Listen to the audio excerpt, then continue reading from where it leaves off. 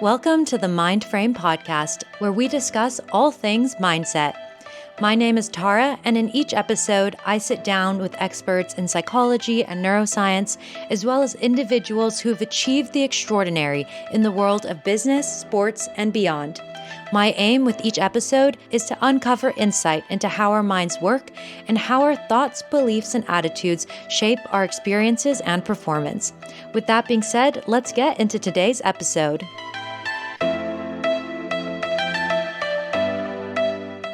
The brain of an athlete works the same as your brain, my brain, the brain of a CEO. Most of the time, it's pretty much the same organ that we're dealing with, and therefore the strategies are equally applicable. So I'd work to help them identify, okay, how do I want to be in this environment? What does success look like for me? What are the key behaviors that I want to demonstrate for me as a leader, as someone in that environment?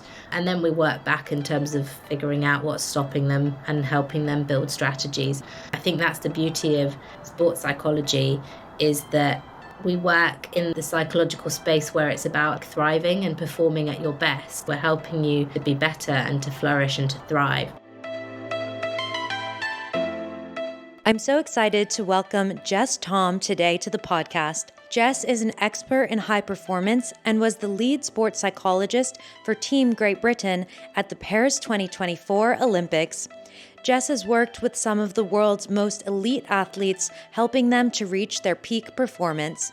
Today, I talked to Jess about the key strategies she uses to help athletes master their mindset and how we can all apply these strategies to reach our full potential in our everyday lives. We discuss everything from how to manage situations of high pressure and anxiety, to overcoming imposter syndrome, to how to push ourselves to our limits while prioritizing our mental health and well-being.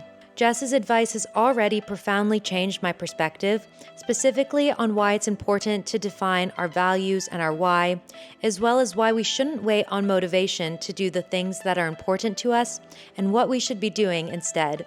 I hope you enjoy this episode. It's filled with advice we can all use to level up our performance, and I hope you take away actionable insights to apply in your own life. With that being said, please welcome Jess Thom to the podcast.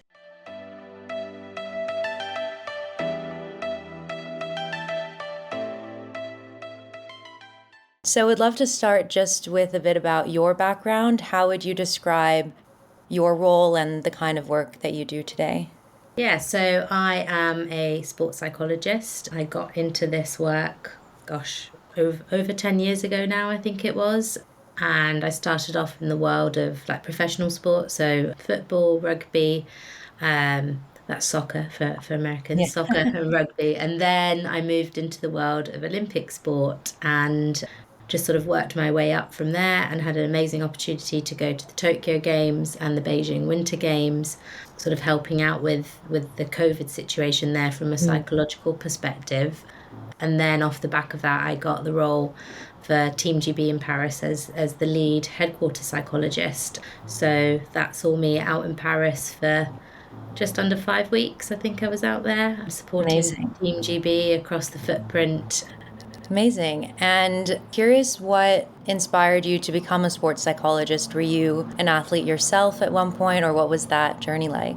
Yeah, I was actually. I was a figure skater when I was younger, competitive figure skater, and then I moved into the world of freestyle skiing. But I went to university to do straight psychology, and I thought I wanted to be a forensic psychologist when I started. And then I looked into the training that was required to be a forensic psychologist, and it was a long training process. So you didn't get paid that much. And I thought, oh no, that's not for me. So I went and I did a couple of ski seasons, and then I came back and I was like, okay, I need to actually get a real job now, but I don't know what I want to do. I thought, do you know what, actually I'll go with sports psychology, because I really enjoyed the psychology aspect of things and I love sport, so it felt like a good combination. And then sort of forgotten about the fact that it takes a long time to train and you get paid even less, so it didn't quite pan out in that respect, but it was the best decision I made from a career perspective. It seems like it's a pretty indirect path to becoming a sports psychologist. There's not a super clear path necessarily. Yeah, I feel like every country has a different training pathway. And in the UK I would say there is more of a clear route. I think Okay. there's two or three routes that you go through, but fundamentally you have to have that degree in psychology or sports psychology, and then you do a master's or like a professional doctorate, and then you sort of train on the job. So Mhm. over here there is more of a clear path, and there's a lot of people who work in the field of sports psychology who aren't appropriately trained, and it's just learning to actually, if you are buying that service, to understand Mm. there is proper training, and make sure you find the right person to do that job. So, from the training that you did, what was that path from getting started to sports psychology and then ultimately getting chosen to be Team GB's lead sports psychologist at the Paris Olympics? Yeah, well, it was long. I think my training took me 7.5 years in total till I Right. became a chartered sports psychologist. That was a long journey, and then I really had to sort of cut my teeth in the sort of academy level sport and more sort of grassroots sport, and then Mhm. slowly work up into elite sport. I then was really fortunate to have the opportunity to work in Olympic sport. I started in bobsleigh, Oh, which is interesting. a wonderful and weird sport in itself. But I loved the environment. I loved the sort of opportunity that you have to work with different disciplines. So psychology doesn't just sit on its own. You work alongside the coaches, you work alongside the physiotherapists, the strength and conditioning coaches, and things like that. So that was my first sort of dip into the Olympic world, and it just really grew from there, getting experience in other Olympic sports, and then obviously getting the opportunity to go to an Olympic Games. Very cool. And what was Paris 2024 like for you? Oh, it was brilliant. I think the French did an amazing job of putting that games together. Like the venues were incredible, and the city just came to life. It was really really cool. But it was all the best bits of Paris that you saw in one place. So Mhm. everything ran really smoothly. I've never seen so many police in one place in my entire life. Right. It was like the security was next level, but they Good. pulled it Yeah. off, and the atmosphere, the environment, it was brilliant. Like it felt like a real celebration of sport, and Yeah. Amazing. opportunity to showcase what these athletes can do. It was incredible, and it Oh, was hard that's work. I'll amazing. put it out there. It was Yeah, hard I'm work sure. at times. I was very fortunate. I got to go to see the men's volleyball in Oh, Paris, very which cool. was so fun. And Team USA was playing, so it was very, very fun to watch. And I agree, Yeah. the atmosphere was incredible, like a really, really special moment in time, I think. So Oh, I brilliant. definitely Yeah, agree. Yeah. very cool. Um, and so would love to get into some of the kind of key teachings and principles that you have as a sports psychologist. So are there any kind of foundational principles that are really core to your approach to sports psychology? Yeah, so I think there's a couple of things here.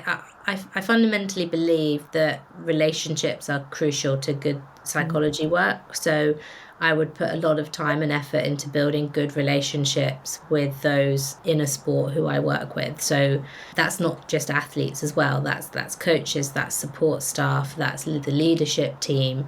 If you've got that good relationship, you then have the capacity to support better, but also to challenge more effectively, because we're not just about like patting people on the back, we're also about helping them to drive and push forward. And if you Mm. don't have a good relationship, it's quite hard to do that challenge piece. So Yeah. that would be like the foundation of what I try to do when I go into an environment. But also, I think I sort of touched on it there. I'm a true believer that psychology doesn't just sit with the psychologist. It's a really big job to upskill everyone in that system, everyone in that environment, so that there is a collective and unified language around psychology, so that people are sort of speaking in the same way about psychology, and it can't all just land on the psychologist's plate to Mm. fix things. So I would work really hard to make sure psychology is everyone's business. And then once I got through that, it's about sort of helping people having a model by which they can understand their mind and how it works, and a model by which they can use to better manage themselves in a whole range of challenging situations and events. And how do you see helping athletes better understand their minds, kind of high level? How do you see that as being really impactful to their performance? Yeah, I mean, I think it's huge because, like, physically, there is not a lot that is separating elite athletes at that Olympic level. Yeah. Physically, they are all very capable. They'll have quite a similar training program, probably. But actually, what I think differentiates like a medalist from someone who either doesn't get to the games or doesn't finish in the top of their field is often around how they are able to then apply what they've learned in that high pressure environment. And ultimately, that comes down to you managing your mind, managing your thoughts and your feelings so that you can deliver what you've trained to do. And so I think that, there are probably athletes who can do it without a lot of psychological skill, but on the whole, I think the best athletes on some level are managing their minds and managing themselves well to deliver their best.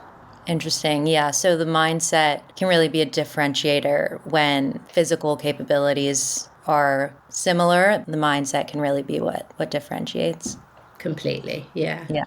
I really like that. I think that it's something for me, I play tennis, still play a lot. And even in things like starting this podcast or business wise, really studying the mind, for me at least, really helps me push further and get past my limits and achieve more. So, and that's really the basis of starting this podcast actually, is to help others kind of understand that too. So these kinds of conversations really excite me. So Yeah. I love to hear that. And tennis is And a tough one because you're sort of yeah, you're out there by yourself. You really need to know how to manage yourself to be successful. I agree. It's definitely a mental game, and you are playing against yourself a lot of the time. So, yeah. So curious, when you start working with an athlete, maybe where do you start? You've met someone for the first time and you're just getting to know them. How do you start on this journey with them of helping them master their mindset? Yeah, so I think first of all, I'd put a lot of time and effort into just understanding them, where they've come from, what they're about, what's important to them, why they do what they do, what have been their successes, their challenges. Really spending a lot of time just building that relationship and understanding of what they do. And then once we've got to the bottom of that, we've built a good relationship, we start to then think about, okay, what does success look like for them? What is it they're trying to achieve? And if sports psychology had been really helpful, what are the changes that I would be able to see in their behavior when they're competing? Because that then gives me a bit of a like end goal of where we're trying to work towards. Yeah. And then once you've got that, you can start to unpick and explore, okay, well, what's stopping you from being able to do that now? What's holding you back? And then you start to identify some of the blockers that might be there, some of the challenges that might be there. Once you have that, you can then choose, from your toolbox, what strategy is going to be most effective to help them manage those challenges, manage those blockers, so that they can then start to apply it when they're competing, to then be in that space of, this is what success looks like for me. Interesting. Is it actually quite measurable in a way because you can start to see a change?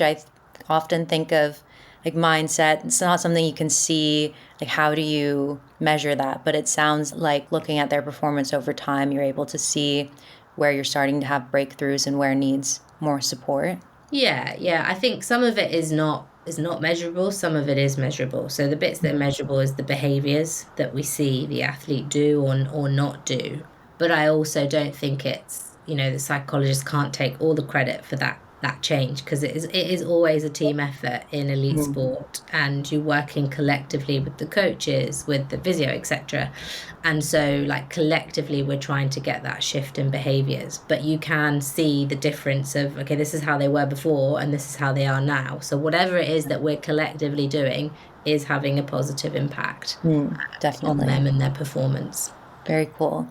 And curious, what are some of those key areas that you often see? I imagine performance anxiety or mental blocks in terms of handling stress or pressure? What are kind of those top things that you're often working with athletes around?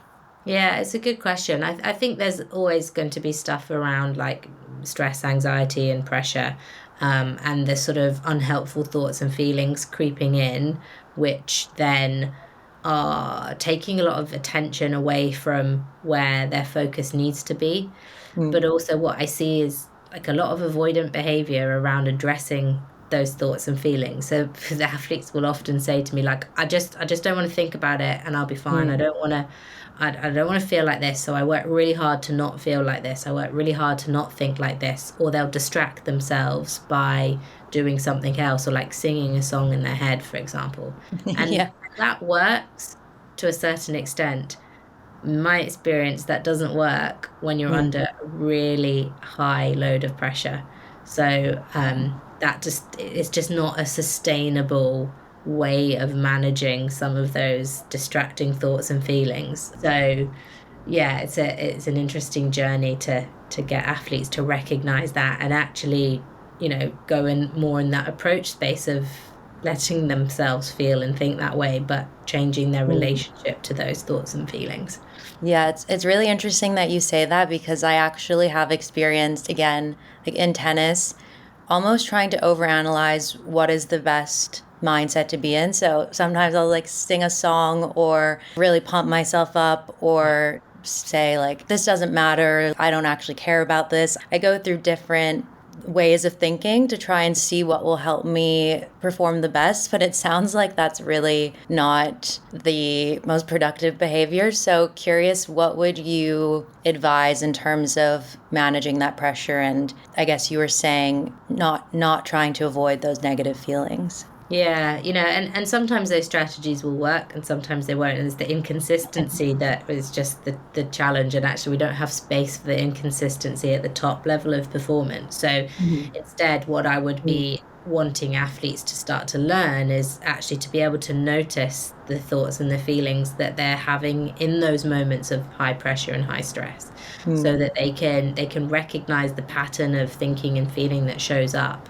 And previously what they might have done is just reacted, oh, because I feel anxious, I'm going to do this, as opposed to going, okay, I feel anxious right now, but does that necessarily need to mean anything, or do I need to react to that? No, actually I don't. I can be anxious, I can pause, and I can go, okay, how do I want to respond to that feeling of anxiety? And so you sort of teach athletes to notice what they're thinking and feeling, and to be able to then choose their response to those thoughts and feelings, as opposed to just reacting almost on autopilot to those thoughts and Mm. feelings. Interesting. So, when you have those thoughts and feelings come up of anxiety or pressure or nervousness, to take a moment and recognize them, and what do you kind of do from there after you've recognized them and acknowledged them? Yeah, so then it's about building the strategies to manage them. And ultimately, like I think I heard one of my colleagues say that attention is the currency of sport. It's our money basically, and being Mm. able to direct your attention to the right thing at the right time is what makes you successful. So when you're getting caught up in those thoughts and feelings, typically you're thinking about what has happened, you're ruminating on the previous shot or mistake that you made, or you're time traveling ahead of time and thinking about what could go wrong or what could go right. But either way, your attention isn't here and now in terms Mm. of that serve that's coming at you, and you need to hit it back. You need to do Right. the return. So anything that brings their attention back to the here and now is really helpful for that. So, it Mm. might be a breathing exercise that we can teach them, because your breathing is always in the here and now. That's the beauty of it. And we know that actually breathing well calms you physically, but it also moves the blood flow in your brain to the area that is not necessarily that sort of fight, flight, or freeze response bit. So it's Oh, wow, helping you interesting. to physically calm down, but mentally almost calm your brain down and bring your attention to the here and now. So that might be an example. Another one, we call it like anchoring, is just sort of having a cue that you can anchor your attention to. So I was working with a triathlete once, and they used to get really panicked in the swim because it could feel like they're drowning with everyone sort of swimming on top of them almost. Oh, interesting. And they'd be worrying about the fact that they're going to drown. thinking ahead. And so they would come back to just focusing on like noticing the water catching when they put their hand in and draw it back, and really feeling that sensation. And that was the focus for them. So again, they're actually, that's quite helpful, because how they put their hand in the water matters to swim faster. I don't know the details, but something like that. But also it's in the here and now, so that they're shifting their attention to be present. So it's strategies like that to help move your attention back to the here and now, to then allow you to have that space between those thoughts, those feelings. That's the crucial bit. The next step is you need to then know, what do I need to focus on now? What is the response that I want to do? And that, that comes in like your match planning, your pre-game preparation in terms of, okay, these are the behaviors that are helpful to me when I'm out there competing.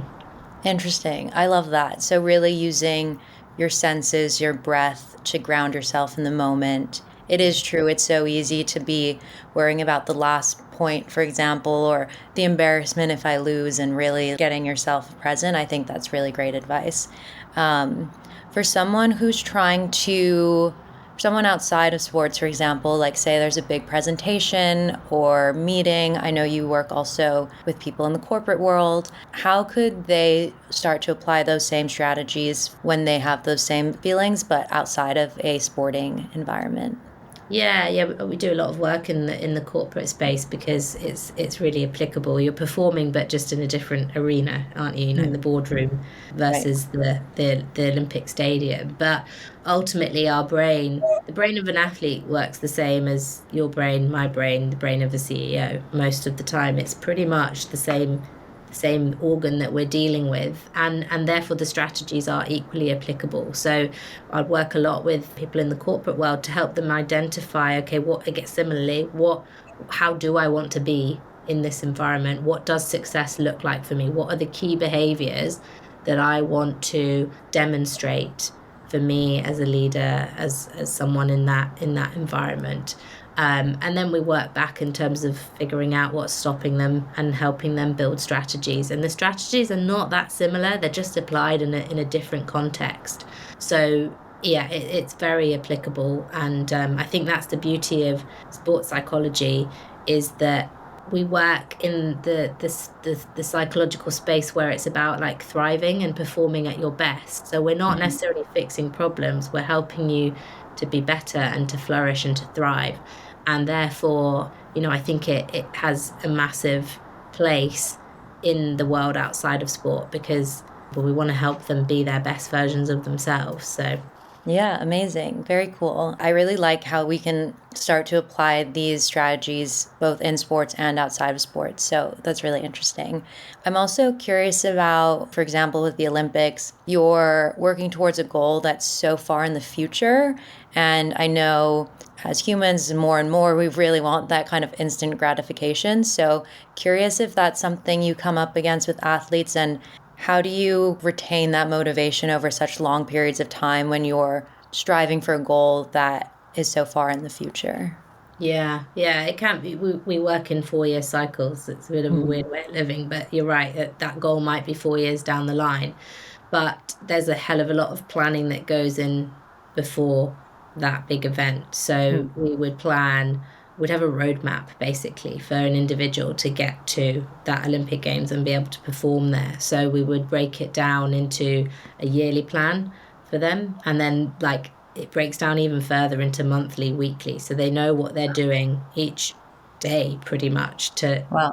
and why that's leading into that end goal. So they're really clear on, what am I doing today that is going to help me with what I'm trying to achieve longer term. So they've got clarity on that. And training with that mindset means that they're training really effectively. They're not just going through the paces and doing something for the sake of it. They're training really purposefully in a way that is going to help them move to where they want to go. But then, of course, the other bit is that you've got to have that big goal of, okay, this is what I want to achieve, and for them to be able to articulate that is quite important. But I also think like just having the goal alone is can be quite dangerous, because it puts quite a lot of pressure on it. But the other bit that is important is to help them understand why they do what they do. So why is it important to them that they are a swimmer? Like what do they want to get from that? So helping them understand their why is really a crucial part of sustaining that work rate that they need over that 4-year period. Interesting. So defining what your values are and I guess what you want to get out of this experience aside from just winning or going for a medal. Exactly that. Exactly. Interesting. That. Yeah. Interesting. Yeah. And alongside setting yourself smaller goals, I guess so that you have a sense of achievement along the way as well, I imagine. Completely. Yeah. And also curious, so there's another strategy I read about that you've described. It's the ACT and choice point framework. Could you describe what that is and how you use that with athletes? Yeah, so ACT is like a philosophical approach that we have within psychology, a bit like, CBT, cognitive behavioral therapy. But essentially, ACT works off the premise that we accept that we don't have full control of our thoughts and our feelings, but instead we have more control over our behaviors. And so it teaches us to accept our thoughts and our feelings and not try and change them necessarily, just to work with them. So the choice point is a tool that is part of that ACT framework, that ACT philosophy.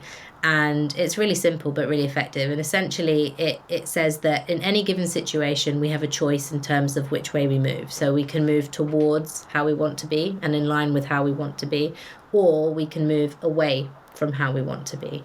And as you go through life day to day, that choice is relatively easy. More often than not, you'll find yourself in that towards space. But when you face a difficult situation, a challenging situation, what can happen is that these uncomfortable and difficult thoughts and feelings show up that can hook you and pull you away from how you want to be. So it's learning that even when those uncomfortable thoughts and feelings show up, you still have a choice of how you respond to them. And you can respond to them by automatically just letting yourself get pulled away, or engaging some of those strategies that I spoke to you about, and actually choosing to do those behaviors that are more in line with what you set out as how you wanted to be, and are in that towards space. So very simple tool, but really powerful when used in sport and outside of sport as well. Interesting. So it sounds like having a, I guess, clear definition of the type of person you want to be or the direction you want to move towards is really important. And I think a lot of people maybe don't take that moment to think about that necessarily. Do you think it's worth really writing it down and having that in your back pocket metaphorically, so that when those negative feelings come up, you don't get pulled away from that so easily? Completely. If you don't know how you want to be in a situation or in an environment, then you're relying on chance that you land in that space. So you have to have the clarity of that. This is me at my best. It looks like X, Y, and Z. And it needs to be really clear behaviors that you do. So it can't be, oh, I'm confident. Confident is a feeling. It's not a reliable foundation to build things on. So when you are confident, what is it that you're doing? So it might be, well, I'm asking questions in the meeting. I'm, getting feedback from my peers, things like that. So really pinpoint the behaviors that you want to see, because when you do that, you're giving yourself a much more opportunity of knowing what it is that you're trying to achieve and how to get back on track with that. Otherwise, you're just a bit of a lost puppy wandering around, hoping that you land in that space of, oh yeah, this is good for me. Right. That's really interesting that it shouldn't be an emotion, it should be actions that you're defining. I think people visualize, I want to be more confident, or I want to start a business, or kind of these things that aren't well defined. So it sounds like visualizing and defining what the actual actions of that person would be will help you get there much more easily. Completely. Yeah. It needs to be really specific. And visualizing is an amazingly powerful tool if it's done right. And you have to be specific in terms of what it is that you're visualizing. Because you could visualize feeling confident, but I wouldn't know how to do that. But if Right. someone said, what do I do when I'm confident? Okay, I can see that more. I understand that. I can visualize that, and I can rehearse that through my visualization. So if you write down the actions of the type of person you want to be, and then what would your advice for visualizing be? I think it's something people want to do more of, but struggle with, and curious if you use that with your Olympic athletes as well. Yeah, we do actually. And visualization is a really powerful tool, but for good and bad. So we also know like visualizing is a massive skill, and it takes time to build it up. So because the research shows that by visualizing something, the same pathways in your brain are firing, effectively you increase the chances of that thing that you're visualizing happening. So if you visualize wrong, again, you increase the chance of that happening in the wrong way. So with athletes, it's about building that skill up slowly so that they're able to then visualize that double twist, whatever it is that they do in diving, in a way that is exactly the same as how they would physically do it. So you can't slow it down or you can't speed it up, because if you do that, you increase the chance of you physically doing that on the diving board. So I think you can start to see that it's quite a skill to get that right. So there's a bit of a training program that we would take athletes through to be able to build that visualization up in a way that matches exactly how they would physically do it, with the same sort of feelings, sounds, sensations that they would have when they're actually performing it. So maybe really getting into your body, because I imagine your body knows what it feels like almost better than your conscious mind does. So trying Yeah. to replicate that feeling. Yeah, exactly. And start simple and then build up the complexity of what you're visualizing, I think. So selfishly curious about, like, for example, if I was preparing for an interview like this, wanted to go really well, how would you suggest visualizing that an interview like this would go well? Curious. Yeah, so I think that for me, what I do when I go into like an interview, I'll always practice the first few minutes and sort of visualize the first few minutes of like how I want to come across, how I want to respond to them. But also I'll start to visualize, okay, if I get a really difficult question and I'm stumped, what do I want to do in that moment? I'll sort of like practice going, okay, pause a second, go back to what you know, and almost like mentally rehearse that process. Yeah, interesting. And I think it's probably more of a mental rehearsal than it is like me seeing myself doing it, but it's just like going through the steps of, this is how I would want to respond in that situation, this is how I want to come across in that situation, and kind of talking it through with myself like that. Amazing. Very cool. I love that. I'll definitely be stealing that and Well, using let it me know how myself. it goes. Yeah, I will for sure. Amazing. And I'm also curious on the elite athlete side of things, are there any traits that you see consistently among the athletes who perform the highest that is kind of something that they maybe innately have or have worked on? Curious if there's any consistent trait that you would say you are seeing often in elite athletes. Yeah, I think there probably are. I don't know whether they're innate. I think probably they're not. I think probably they've worked to build those skills, those traits. But you know, on the whole, they're very resilient individuals because they'll probably lose more times than they win. So being able to push through that, and there'll often be injuries that are pretty tough for them as well. So being able to weather and bounce back from those setbacks, those challenges, they are really resilient people. But also they have this ability to, I guess, like do the hard work, for want of a better way of describing it. They have such dedication, and on a miserable, wet, cold, rainy day, they will get out of bed and go do that run that they need to do. Whereas, Right. I would rather just turn my alarm on to snooze and pull the duvet over my head, but they Right. don't do that. They push through, and they have this ability to really work incredibly hard, and they don't rely on the motivation to get them going. They rely on that hard work and that dedication. So I think that those are some of the core traits that I would see from all those elite athletes. Yeah, that's incredible.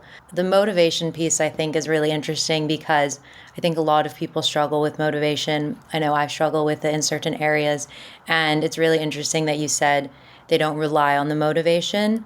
So, curious in that example, say you've decided you want to start going to the gym more. You wake up, it's a rainy morning, 6 a.m., you don't want to get out of bed. What would be the, I guess, technique you would suggest to someone to start to push past that? And if it's not motivation, what should they be kind of falling back on? Yeah, I always say to people, like, motivation definitely helps, but don't wait to feel motivated to do what's important to you. So, when it comes to getting up early to go to the gym, first of all, you need a plan. So when are you going to the gym? What class are you going to? Don't just leave it to, I'll go when I feel up for it. That is probably not going to happen, or it might happen once or twice, but not enough. So plan around when you want to go to the gym and what you want to achieve, and think about actually why it's important for you, but also like set yourself up for success. So if you are not a morning person, you're probably not going to be successful going to the gym in the morning, so therefore do it after work or at lunchtime. So put the plans in around what is realistic for you and what is doable for you. And if you've never been to the gym before, you're not going 7 days a week. So start small and slowly build up from there. But then you can start to do other things like to help yourself maybe build some of that motivation. So an example might be with the gym, meeting your friend at the gym in the morning, and you are not going to want to let your friend down, and therefore you'll get out of bed and you'll go to the gym. So I think that there's a couple of messages there. One, don't wait for motivation. Two, do some really good planning. And three, set up that plan to give you the best chance of being successful in what you've set out that you wanted to do. Yeah, definitely. I think it's easy to wait for motivation. So I think that is really good advice, because it doesn't usually come when you want it or need it. So yeah. Definitely not. Also curious, in working with elite athletes as well, curious is if you can talk about an example, but have there been any really big breakthroughs you've seen with an athlete by specifically focusing in on the psychological aspect? Yeah, there's probably lots of different examples. I think that I have seen numerous athletes sort of start from that place of, oh yeah, I don't want to think too much about this competition or this event that I've coming up, and therefore, like, I'm not going to plan anything. I'm just gonna let it happen, and going through a process of actually getting them to understand why that's not helpful, starting to build really good match plans, really good preparation plans, and then starting to understand how to manage their mind when they are in that competitive environment, and being like quite literally going from like bottom of the field to top of the field by actually going through that process. And there's numerous examples of athletes doing that, I suppose. It seems like even that simple step of planning can have a huge impact because a lot of people seem to skip that step or get nervous about that step. Yeah, completely. I'm going to flip the question slightly, because I think when you said it, I thought about this situation that I had with a young athlete when I was training to be a psychologist, and I think this more shaped my approach in psychology. So I'll share this. I don't know if it answers it or not, but I remember when I was training, I was working in a rugby academy, and there was a young athlete there who he would get really angry when he was playing, and it was getting him in trouble because he was making illegal tackles that were getting him a red card, and the coaches came to me. They're like, Jess, this is a problem. We need to help him. And I remember at the time being like, okay, well, he needs to stop being angry. We need to help him stop being angry. And I used to have conversations with him about this, and he would get really angry at me for telling him that he needed to not be angry. And like, I look back at that now and I'm like, oh my God, yeah, he was so right. How do you just stop being angry? Like, that was that was such a trap that I fell into as a psychologist. And therefore, I'm not surprised that athletes fall into that place of, I just need to stop being angry and everything will be okay. And it was a bit of like a realization. I didn't realize it at the time. I think it was maybe 6 months later when I sort of shifted my approach, and I was like, oh yeah, that was such an important lesson. And our relationship just broke down, and I wasn't able to help him. And actually taking a step back and learning that, yeah, he was right. You can feel and you can think whatever you want, as long as you know how to respond to it effectively. If had I taken that approach with him, I think we would have had such a different outcome. But that was a good lesson for me. That's a memorable lesson for me and my performance, I suppose, as a psychologist. No, that's really interesting. And so now with your new perspective on not trying to get rid of emotions, but accept the emotion, how do you think you would have, I guess, how would you approach that differently if you had an athlete like that today? Yeah, well, I would, first of all, I'd be like, yeah, it's normal to get angry. I don't blame you. I'd get annoyed if someone stood on my foot as well. Do you know? It's like to totally normalize it, because there is no right or wrong feeling in any given situation. Every single one is valid. And therefore, I feel like by doing that, I'm just connecting with him, and I'm really understanding him. And therefore, I'm helping him to stop the battle with his thoughts and feelings as well.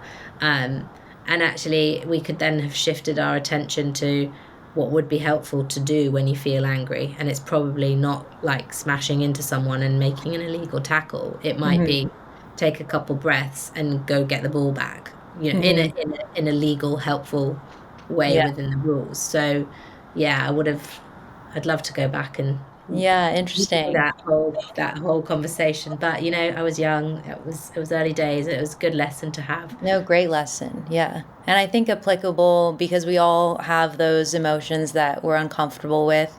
And it sounds like going back to those values and thinking, like you were saying, make that list of the actions you want to take in those moments of discomfort that arise. Yeah, completely. Yeah. Well, thank you for sharing that. I think that's a great example, and I think we can all learn from that for sure. I guess going back to the working with non-athletes as well. So those mental blocks are something that people come up against, as we said, both in sports and outside of sports. So building that mental resilience, also when you fail or something doesn't go exactly as you had planned, what are those psychological tactics people can use to build that resilience and continue to overcome any of those challenges? Yeah, it's a good question. So, you know, I think that I always think that you probably learn the most from your failures and your setbacks. So it's taking the opportunity to learn what went wrong and what you would do differently next time. And often it because it's uncomfortable when things don't go how you planned, you just avoid doing that. But actually learning smart after a failure is a really important tool that you can use. But at the same time, I always think that in every setback, there's always a silver lining. So there's always something good that has come out of it. So from an athlete example, they may have to have shoulder surgery, but it means that actually they've got opportunity to get their legs really, really strong and develop that, because they wouldn't normally be able to, because they'd be training. So like what's the silver lining that comes out of that potential setback and challenge that you're faced with? But then the third piece, I think it ties into what I touched on earlier about knowing your why. Like, so why do I do this? Why do I keep getting up and going again? And understanding what's important to you and why you do what you do can help you pick yourself back up and be resilient, to be honest. Yeah, the going back to the values. It was something I actually spoke about with the lead sports psychologist for Team Australia. And she was saying that by making sure you separate your self-worth from your performance and not knowing your values outside of your performance can help with the more kind of holistic approach to both your performance, but also like your overall well-being.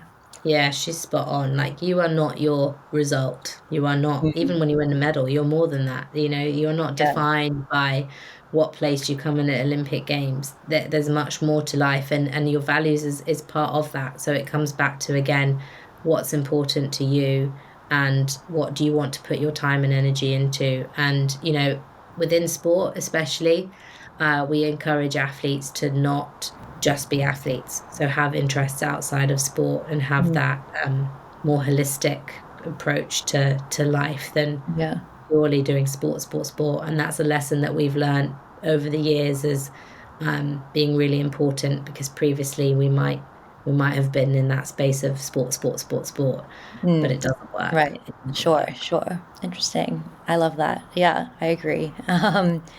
And I also am curious, so I think another outside of sports, but I imagine in sports too, another mental block I hear come up a lot is that feeling of imposter syndrome as well. So I wanted to ask you about that. Imposter syndrome, self-doubt, how do you help manage those feelings as they come up?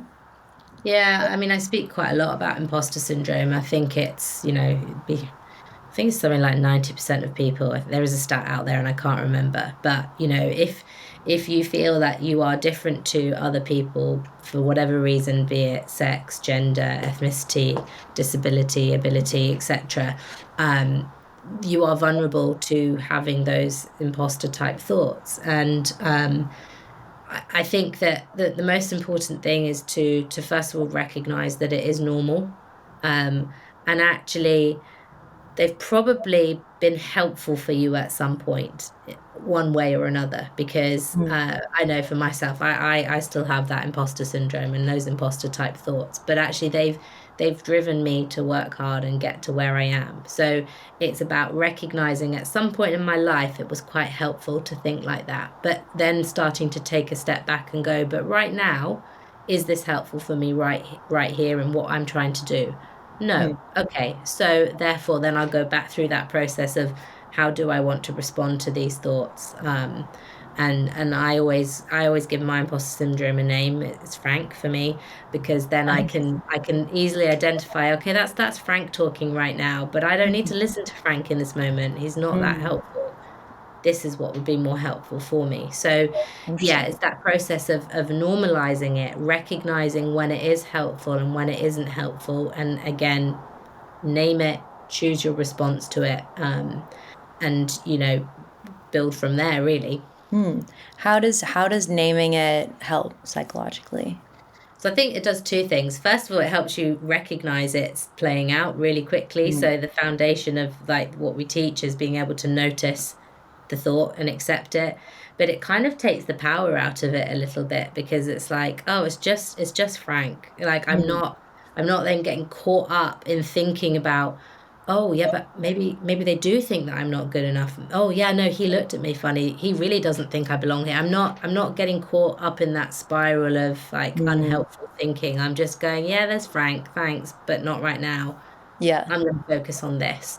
So it creates that distance between the thought and how I respond to it. It's almost like the opposite of Sasha Fierce, Beyonce's like stage presence that she steps into to be really confident. It's kind of the opposite. You name the person inside who's against you in a way. Yeah, exactly. And also, it's not necessarily that bit is against me. It's there for a good reason, because Mm. it's trying to keep me safe. Because if we look at like really basic primitive terms, you're more likely to survive if you fit in. As Mhm. cavemen and women, you had to fit into that group to survive. You had to be Mhm. part of that group.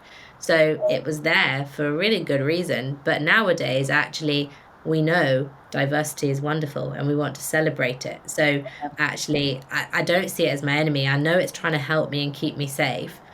And sometimes it does.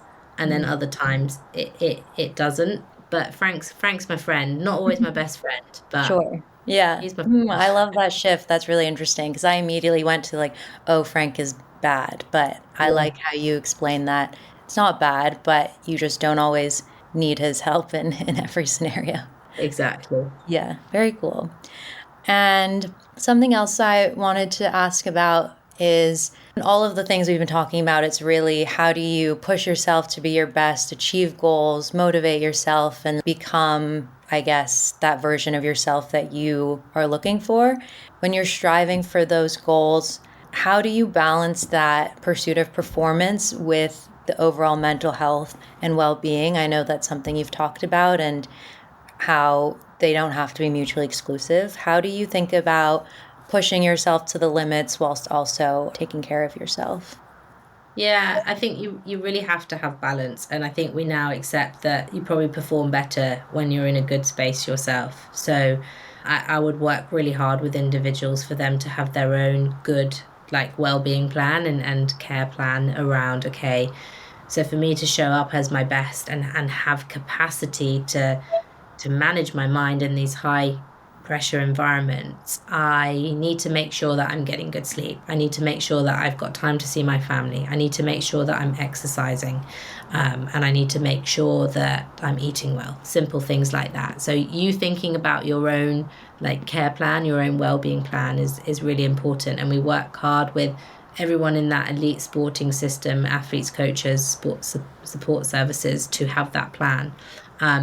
Because if you don't do that bit, if you just keep running on adrenaline and you know, pushing, when you eventually get to that really high pressure environment, like you don't have the mental capacity to cope. And some of the strategies that we teach them, they're just not going to be effective because they haven't got the sort of mental bandwidth, the mental strength to use them well. So you have to look after yourself, and that has to come as a priority. Then Yeah. you can do your training and stuff on top of that. Right. Because it's easy to think of the taking care of yourself part as not conducive to your goal, but actually it's really maybe one of the most important pieces so that you have that mental and physical capacity. Totally. Yeah. Totally. One other area I wanted to ask you about is also in terms of team dynamics and leadership in a business environment. If you're trying to create a team that's performing at its peak performance at this elite Olympic level, let's say, and of trying to build an elite team in the business world, what would be the key things that you would be looking at across an organization like that? Yeah, good question. So, you know, I think that the stuff that we do in the sport world is really applicable, and we work quite a lot with leaders in the corporate environment to help them with this. But ultimately, what I think you want to build is a really strong team identity and company identity. So how you do that is start to think about, okay, what are our traditions? What are the things that connect the past, the present, and will help connect our to our future, so the traditions that we have. Then you can start to look at actually what are our unique strengths that we have as a company, as a team. So what are we really, really good at? That's kind of part of our identity. But then I think collectively you can also start to build this sense of like our ways of operating. This is how we do things around here, and this is our way of working together and having conversations and tackling challenges. So you get that our way of doing things. Another bit of it you've already identified is having that united goal. So what is it that we're working towards? What is our mission? That can unify you as well. And then the final bit is really getting clarity on your purpose as a company. So you've got this goal, but why is that important to you as a team, as a company? What is that purpose? What is that why? And when you start to do all those different areas, you see like you get a really cohesive team, you get a really cohesive group. Sounds really simple on paper. Actually, Right. working through that is quite complicated and can be like a big role for a sports psychologist to come and help facilitate that. But essentially, those are the ingredients that I think you need to have a really cohesive, strong team identity. And it sounds like a lot of the things we've talked about would apply even across a team. So defining your why, what those values are, so that you have an anchoring point when you have to make a lot of decisions, and trust that everyone across the team is making decisions from a similar viewpoint. So having that defined set of values can be really important as well. Yes, exactly that. So in terms of fostering that positive dynamic within a team when you're working with not just one individual but multiple individuals, there's a different dynamic, I would guess, when you're working with one person versus a team of people working together. Is there any shift in your approach when you're working across a team rather than an individual? Yeah, I mean, you have to sort of like when you're working across a team of people, what I think one of the main aims to do is to give them ways to help to understand each other so that Mm-hmm. you can start to then connect with that person. So Mm-hmm. recognizing that how I do things is not the same as how everyone else does things, but you need to give them the language and a sort of framework to anchor that too so that they can start to understand the different behaviors. But I think that when you're working with a team, if you are going to be high performing, you have to understand how to get along with people and how you might need to adjust your approach to get the best out of someone else on that team, Mm-hmm. and vice versa. They might need to adjust their approach to get the best out of you. So you'd be working to upskill in that sort of way, I think. I really like that because I don't think it's something talked about in corporate environments, I would say, or business environments, that you are trying to get the best out of your teammates and vice versa. Often it can feel competitive as well, like if depending on the corporate structure. So it's interesting. I really like that perspective. How do we get the best out of each other in this kind of shared mission? Yeah, absolutely. And part of that is about recognizing the different strengths within that team as well, and that, your strength is different to my strength, and using that to your advantage, Mm-hmm. and that sort of strength-based approach again, I think leads to best performance. Yeah. And how do you see the role of leadership kind of fostering that environment? I think it's really important. I think cultures are set from top down ultimately, and this might be controversial, I'm not sure, but I think that the leadership set the tone, they set the culture, they set the standards almost of this is how we work. And I think that you can do it from bottom up, but just I think you'll never fully get there. So there has to be a bit of approach of like bottom up and top down. But the leadership, having psychologically aware leaders is really important because they will create an environment that will either allow people to thrive in or will cause people to sink. Mm-hmm. So I think that a lot of the work we do is to help leaders to be in the best space to create the right environment to allow people to thrive and be their best. Yeah, I like that. I think that it's defined top down, but then I would say kind of executed bottom up or across the entire organization. So Yeah, that's a it's making sure everyone is aware of these things and then can act like together as a cohesive unit. yeah. Yeah, I really like that. Amazing. And so, just two closing questions. So, from everything we've talked about and what you've learned, what do you think is the most important mindset shift that's critical for someone who's seeking success, regardless of their field? Might be a big I question. think so. Like if we talked it through there today, I think ultimately to be successful, you need to define what success looks like for you, Mhm. first of all. Second of all, recognize that there's going to be things, thoughts and feelings that show up that are uncomfortable, but don't fight them. Just notice them and accept that they are what they are, but put your time and energy into being able to manage them and find something that works for you to do that. So find some sort of skill that you can practice to help you manage those thoughts and feelings so that you can stay on track to be in that space of this is success for me. And it's a bit like if you're trying to get physically fit, you don't go to the gym once and suddenly you're uber fit and can run a marathon. It is the same with your mind. You've got to practice it. You've got to put the Mm, time and the effort in. So do that. I love that. Yeah, because I think, especially in Western culture, we don't think about exercising our mind or practicing our mindset, and that it actually takes a lot of hard work and it's not something set in stone. It's something highly flexible, and that you have the power to change, and that takes the reps and that defining that direction, like you said, of where you want it to grow. So I love that. I think that's great.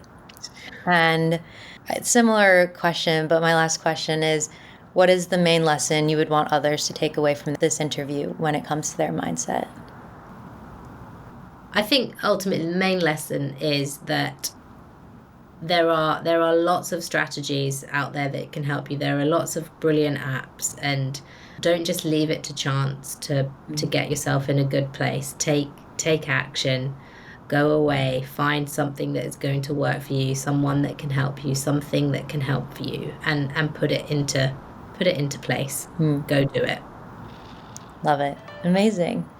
Well, thank you so much. I absolutely loved this conversation, and I think there's some really insightful things people can take away and apply to their own lives, like regardless of field or ambition. So I really appreciate you taking the time, and it was lovely to get to meet you. Oh, brilliant. Thank you so much, Tara. I really enjoyed it.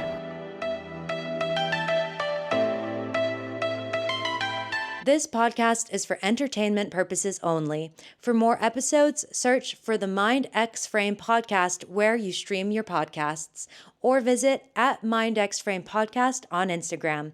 See you next time.